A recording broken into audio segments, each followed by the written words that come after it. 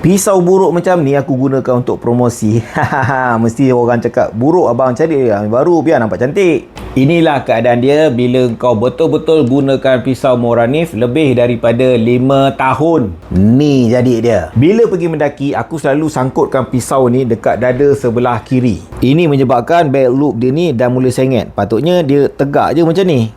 Cala bala yang ada dekat badan dia kat luar ni ada je banyak sebab. Sama ada pisau ni jatuh bergesek kat lantai ataupun aku yang jatuh ke tanah. Aku tak tahulah, time hiking ni aku selalu sangat tersungkur. Saksi hidup tu yang paling banyak sekali jadi saksi hidup tu si Eddie Jones tu. Bila banyak cala bala macam ni terbuktilah memang aku gunakan. Daripada bahagian mata pula bila dilihatkan macam ada banyak garis-garis asahan kan. Okey, pisau ni merupakan antara pisau eksperimen aku untuk mengasah. Kenapa pula ada getah tempe kat sini? Selepas 5 tahun penggunaan, pisau ni dia dah start loose.